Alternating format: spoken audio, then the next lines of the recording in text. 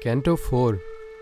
Krishna opens the gates of knowledge, and his lordship, Sri Krishna, spoke.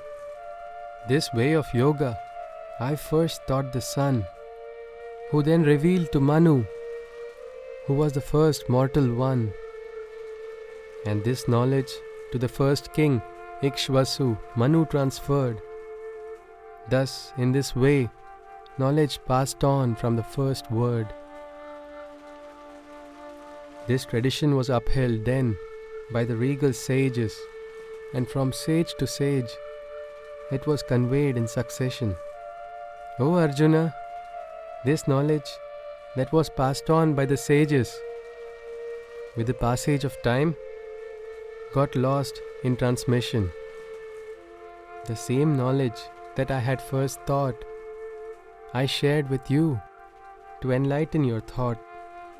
The king of secrets to you too I shall lend, for you are my devotee, my dear friend. Arjuna questioned. The sun god was the first amongst the living. Even before your birth was the sun's beginning. How is it that I can comprehend what you say? That you instructed the sun on the first day? Shri Krishna answered, Many, many births before, O Arjuna, I have seen, and many times born, you too have been. The only difference is that of all of them I know, but you are unaware of them, and hence don't know. Though I am imperishable and birthless, the Lord of all beings, eternal and timeless, I descend into my Maya's existence, and in nature I bring forth my presence. At all times when righteousness is at its wane, O child of light, whenever there is a reign of darkness and pain, when injustice and entropy blares on the human side, my avatar descends into the mortal realm to turn the tide, for the deliverance of the good who are oppressed, to obliterate all the world's evil that has coalesced, to once more coronate the kingdom of right. Epoch after epoch, I manifest my light. He who understands my birth divine and knows the way of my divine works, after death his consciousness merges into mine, and he relapses not into the cycle of endless births. Thus exempted from attachment, fear and anger, with their minds seeking refuge in my shelter, such men of knowledge who have performed penance in divinizing life, they have been able to advance. Whichever form of mine my devotees expect, their ardent prayers towards me I accept. Seekers of my path walk in so many ways. O Arjuna, in search of me all men tread always. The mortals, to fulfill their works of desire, sacrifice to the various demigods whom they admire. Because these actions bear fruition quickly, in the human realm the results manifest easily. I created the fourfold system of order on the basis of qualities, activities and ardor. It is I who gave the fourfold law sanction. Imperishable I am, yet I detachedly perform my action. I cannot be chained or bound by actions, nor by any fruitive aspirations. He who knows this and understands, in the entanglement of works he never lands. The ancient wise ones who were liberated, imbibing this knowledge they operated. Therefore, you too, all your works perform, adopting the ancients' practice as your norm. What is action and what is inaction? Even the wisest seers are thus perplexed. I shall hand you that riddle's explanation, that knowledge by which all bondages are shed. Understand one must what is right action and what is the action that is considered wrong.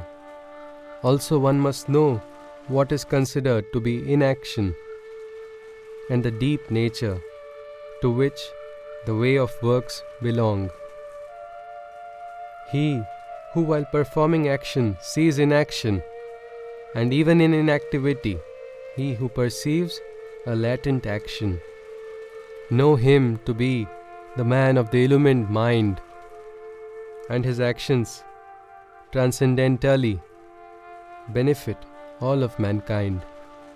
He who seeks not any gratification, he whose every activity is without desire, he whose very works are consumed by knowledge's fire, he is declared to be the wisest sage in action.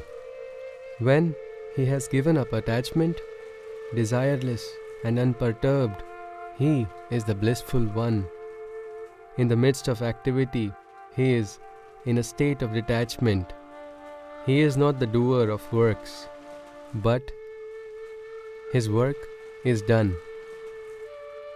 He desires not for his heart or mind. All desires renounced, his senses in his grip you find.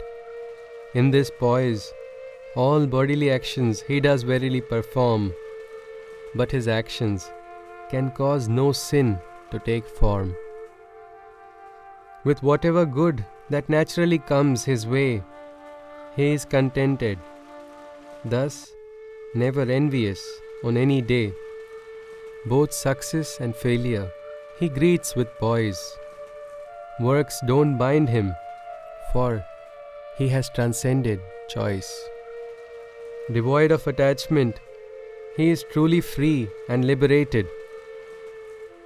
In a state of sacrifice, his every action is consecrated. In the self, his heart and mind are immersed and involved, and all reactions arising from works are dissolved. It is to Brahma, the Supreme Truth, that all offerings are made, so that into the state of Brahma one can wade. The Brahmin, truth seeker, into Brahma's fire pours oblations, and his works reach the ultimate state of Brahman actions. Some seekers of a divine union make sacrifices only to the gods whom they prefer, but there are others who in the sacrifice partake into Brahma's fire. They offer solely for the sacrifice's sake. Others consecrate their hearing and other senses as a whole into the sacrificial fire of complete self-control. Some place the music of sound or the best objects they desire, thus offering their senses into the sacred sacrificial fire. All sense-bound actions are offered by some, along with their bodily actions, breath and life force. With self-control, all these offerings only oblations become. Into knowledge's fire, light's kindling source. Some make material offerings for their benefaction, while other yogis practice a rigorous austerity in action. Others into the fire of knowledge as oblations show their intellectual prowess, reading and all that they know. While others practice the sacrifice by breathing the life force that they are inhaling and exhaling. Thus, they exercise restraint on their very life force, and a regulation over their breaths they enforce. There are yet others who regulate their food. Their life forces they pour into the sacrifice of life force. Sacrifice's meaning all these beings have truly understood, and in its fire they obliterate their sins in life's course. Post-sacrifice, Those who enjoy the ambrosial nectar left over in the eternal Brahma's consciousness, they hover. When even this world isn't for those who sacrifice not, and if not here, O Arjuna, elsewhere, can anything be got? Into the fiery mouth of Brahma, these sacrifices enter through many different ways, whichever one may offer. Know these as the ways of sacrificial works that must be, for this is the knowledge that shall free and set free. Over any material sacrifice that is performed physically, superior is the sacrifice of knowledge that is done intellectually. O Arjuna, all actions always ultimately reach, culminating in knowledge, the supreme truth they teach. By humbly bowing to a true master, and by worshipping, and by questioning, and by dutifully serving, these preceptors who possess the divinity and foresight shall bless and part you their knowledge's light. With this knowledge, O Arjuna, you shall know the true way, and your mind's ignorance shall never lead you astray.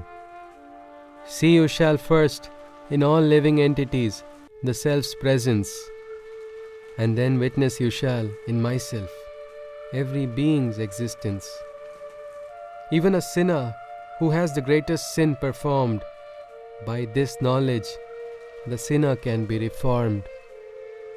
Surpassing the sea of wickedness, he shall pass through. Boarding the ship of knowledge, he'll cross a horizon new. O Arjuna, just like when an inferno blazes, everything its fire consumes, burns and raises. The fire of ethereal knowledge, everything burns, every actions and works into ashes it turns. More immaculate than this, there is nothing than the radiance of knowledge's unadulterated light. He who has integrated the yogic principles in everything attains in himself the true self's insight.